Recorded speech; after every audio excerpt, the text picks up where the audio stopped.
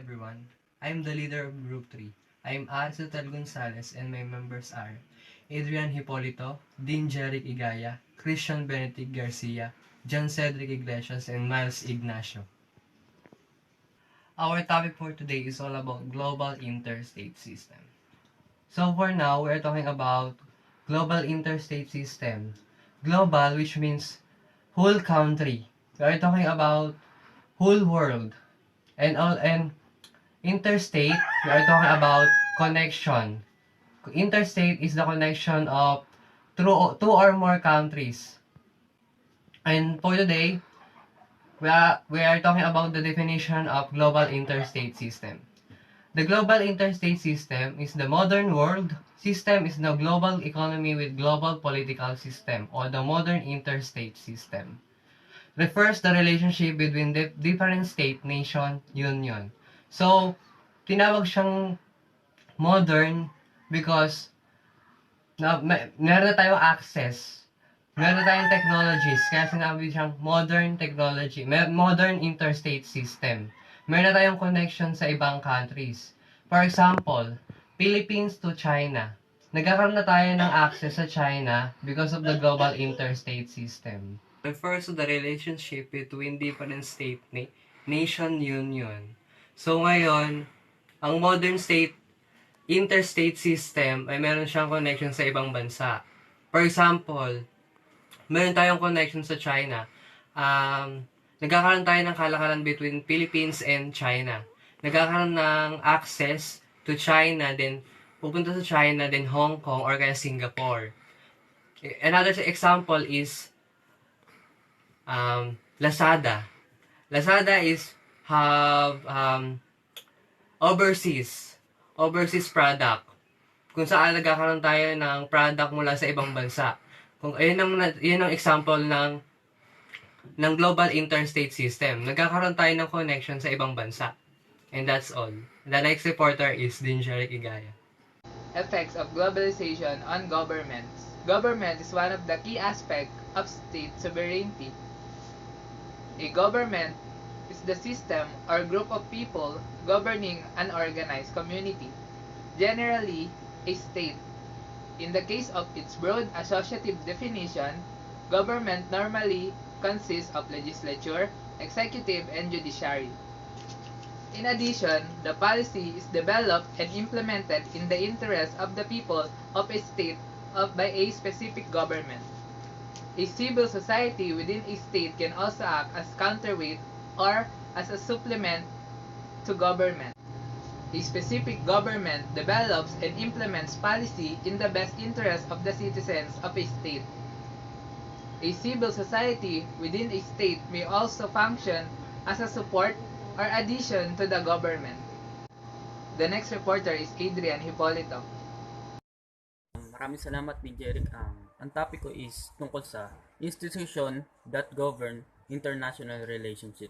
So, dito sa slide na to, the United States President Franklin Roosevelt coined the name United Nations that were used in the Declaration of the United Nations on 1 of January 1942. UN means allies to fight against the Axis power in the Second World War II. Only 26 nation representatives pledged their government to. Dito sa slide na to, Franklin Roosevelt is the president in the United States who create the name United Nations. This name is used to Declaration of the United States on January 1, 1942. The meaning of UN is allies or associates who are going to fight against the Axis power in the Second World War II. There are only 26 representatives of each nation make their pledge to the government. So, si Franklin Roosevelt is meron siyang ginawang foundation. So, nung sa may World War II, ang ginawa niya is nakipagkasundo siya sa may ibang bansa para makipagsani pwersa upang matalo yung bansang kalaban nila. The government pledged itself to employ its full resources, military or economic, against those members of the tripartite pact and its adherents which such government is at war. Each government pledged itself to cooperate with the government signatory hereto, not to make separate armistice or peace with the enemies. Slide na to, each government committed themselves to recruit their full resources, whether it's military or economic, to fight against those members of the tripartite pact and its supporter with which such government is at the war. Each government make their promise to cooperate with the government signatory to end to make a separate agreement or peace treaty with their enemies. So, ang next reporter is si Christian Benedict. Maraming salamat, Adrian Hipolito. International Financial Institution, World Bank, International Monetary Fund, Asian Development Bank, and African Development Bank. Trade Agreement. It exists when two or more countries agreement on terms that help them trade with each other. They determine the tariffs and duties the countries impose on imports and exports. Ang trade agreement ay ang pakikipagkalakalan sa dalawa o higit pang bansa. Import our goods and services produced in a foreign country and bought by domestic resident, that includes anything shipped into the country even if it's by the foreign subsidiary of a domestic firm. Import ay upang ipakilala o magdala ng kalakal mula sa kanilang bansa.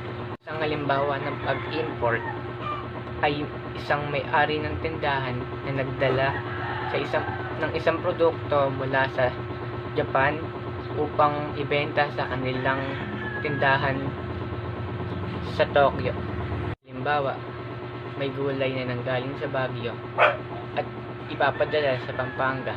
Hindi siya pwedeng lumabas ng Pilipinas. Exports and services that are made in a country and sold out its border. Ang pag-export ay isang bagay na naipadala sa ibang bansa. Ang halimbawa ng pag-export ay isang bagay na naipadala o pinadala sa ibang bansa upang magbenta ng mga kalakal o serbisyo sa isang kumpanya sa ibang bansa. Tas ng pag-export ay ang balanseng kalakalan sa isang bansa. The next reporter is Jan Cedric. Thank you. There are three types of trade agreement. First one is unilateral. Unilateral trade agreement. This occurs when a country imposes trade restrictions and no other country reciprocates.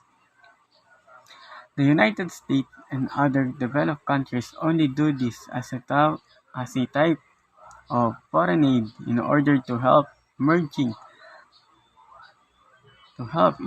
markets strengthen strategic industries that are too small to be a threat. Unilateral trade agreements only benefits one country. Thank you. Next reporter. Thank you, John Cedric. Now I'll be reporting bilateral trade agreement. Bilateral agreements involve two countries. Both countries agree to loosen trade restrictions to expand businesses opportunities between them. They lower tariffs and confer preferred trade status on each other. So basically, this is one of the quickest and easier to negotiate for two countries. This agreement will give them access to each other's products and also help each other on their trade and economic growth.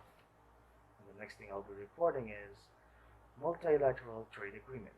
These agreements among the three countries or more are the most difficult to negotiate. The greater the number of participants, the more difficult the negotiations are. So multilateral is where more nations wish to regulate trade between nations. The purpose of this agreement is to lower trade barriers, increase the degree of economic interrogation. which means this also give other or more countries access to their goods, and to help them also to, well, help their trade and economic growth.